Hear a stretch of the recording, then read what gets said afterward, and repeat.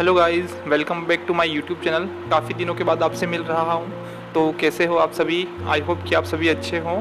और मैं आज आपके साथ एक स्टोरी शेयर करने वाला हूँ, जो स्टोरी मेरे ही किसी स्कूल टाइम के फ्रेंड की है और काफ़ी अच्छा फ्रेंड है, क्लोज फ्रेंड है। और ये स्टोरी मैं आपको इसलिए बता रहा हूँ क्योंकि जैसा आपने थंबनेल में भी देखा होगा कि अगर आप कोई भी वीडियोस देखते हो या एस्ट्रोलॉजी का कोई भी ऐसा सॉल्यूशन या रेमेडीज़ जो आप बिना किसी एनालिसिस के या बिना किसी कंसल्ट के अगर आप वो करते हो तो आपकी लाइफ पे क्या इफ़ेक्ट पड़ सकता है, ये आज मैं आपको बताने वाला हूँ। तो आप प्लीज़ थोड़ा सा वीडियो को शेयर कीजिएगा, समझिएगा।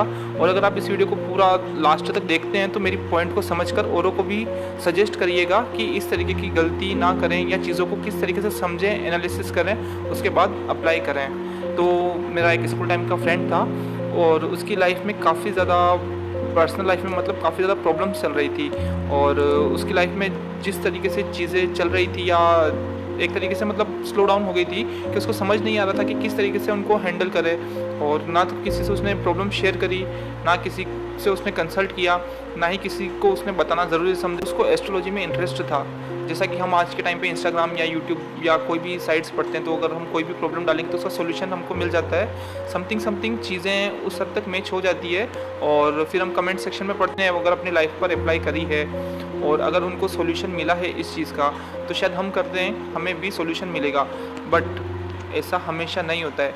होता क्या है कि जो भी एस्ट्रोलॉजी में रेमेडीज़ आती है, शॉर्ट वीडियोस आ रही है, शॉर्ट कंटेंट मिल रहा है या किसी भी वेबसाइट पर अगर आपको जानकारी मिल रही है तो वो स्पेसिफिक किसी चीज़ को लेकर होती है। वो जनरली सभी के लिए नहीं होती है। वो सिर्फ आप तभी एप्लीकेबल कर सकते हैं अपनी लाइफ में जब चीज़ें सारी बैलेंस्ड हो, चीज़ें उसी अकॉर्डिंग हो। क्योंकि हर एक रेमेडी के पीछे एक काफ़ी बड़ा एनर्जीज होती है और एनर्जीज उसी तरीके से वर्क करती है। आपकी लाइफ में, आपकी चार्ट में या आपके कर्मास के अकॉर्डिंग जो भी करंटली चल रहा होता है उसके अकॉर्डिंग आपको रेमेडीज सजेस्ट करी जाती है। कोई भी एस्ट्रोलॉजर आपको रेमेडीज तभी सजेस्ट करेगा जब वो सारी चीज़ों को अच्छे से डीप एनालिसिस करेगा।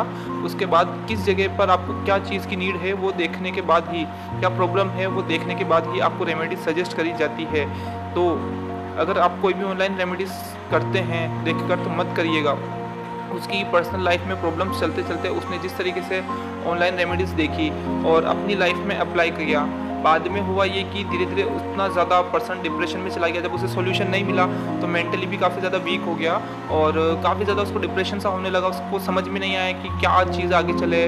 वो अनमेरिड है तो फिलहाल जिस भी चीज़ों को लेकर आगे सोचता है तो वो चीज़ उसकी पूरी नहीं हो पा रही थी और साथ ही साथ अच्छा खासा जॉब कर रहा था तो जॉब भी उसने गंवा दी।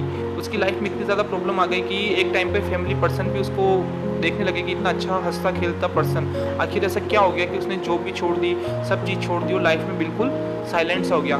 कोई प्यार का चक्कर नहीं था, कुछ नहीं था। बट जो ऑनलाइन रेमेडीज़ उसने देखी थी, जो करी थी, अपनी पर्सनल लाइफ में कुछ ऐसी चीज़ें थी जो किसी से डिस्कस नहीं कर पा रहा था, बट उसका सोल्यूशन उसने वहाँ से ढूंढने की कोशिश करी और हुआ इसका बिल्कुल उल्टा। क्योंकि उसकी चार्ट में उसके साथ चीज़ें वैसी नहीं थी जैसा कि रेमेडीज़ में बताई गई चीज़ें उसके ऊपर अप्लाई करे और वो सारी की सारी पॉजिटिव हो, उल्टा उसको नेगेटिव इफेक्ट पड़ा।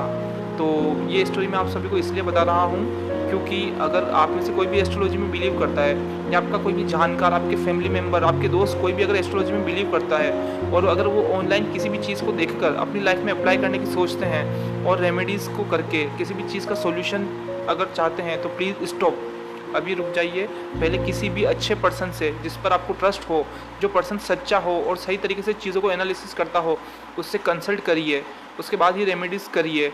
इसका सॉल्यूशन सिर्फ इतना ही है।